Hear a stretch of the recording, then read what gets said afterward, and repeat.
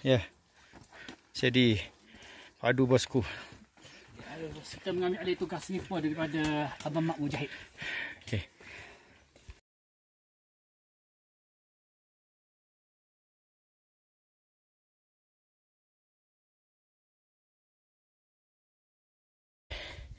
Jadi daripada kilometer 4 Syafiq. Hai. Jadi Encik Ghazali. Jadi Encik Dasuki. Jadi Encik Mano.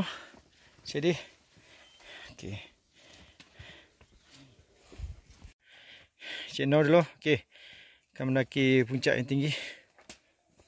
Agak mencabar di sini. Okey. Laluan ini agak mencabar sedikit.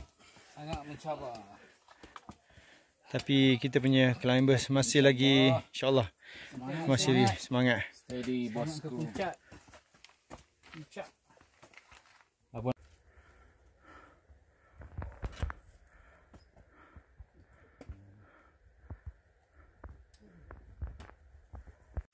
Teori aja.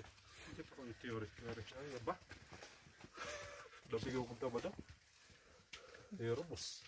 Dia bena. Nah digulung apa lagi lah.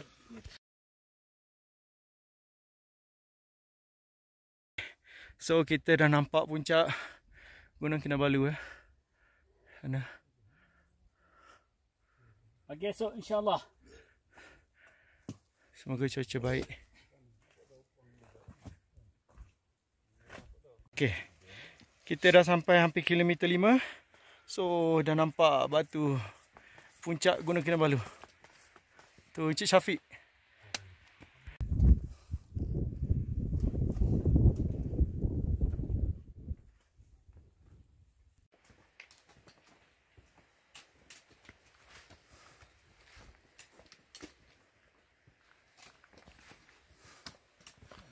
Kelihatan Bos Azad dengan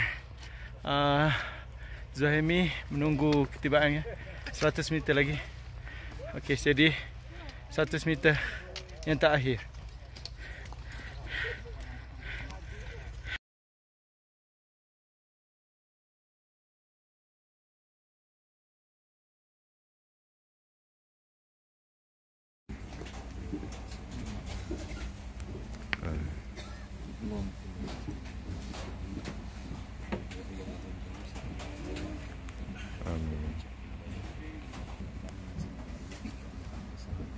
Amin.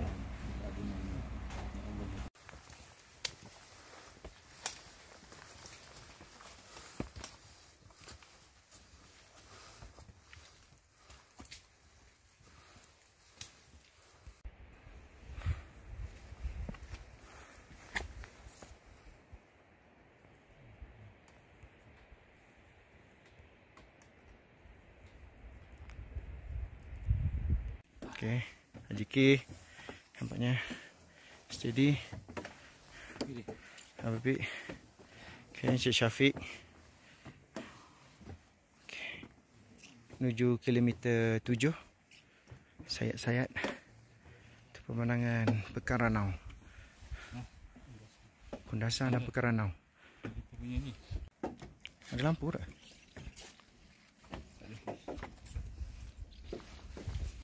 Jadi tinggal lebih kurang 1 km menuju puncak. Okay. Kami berempat saja. Yang lain mungkin sedang bergembira di atas. Jadi Habili, are you okay? Okay. Jadi Haji K, Habib,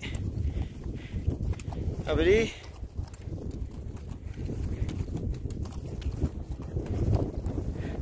Menuju puncak.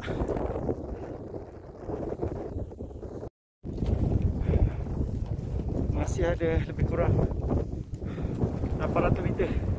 Belum nampak puncak.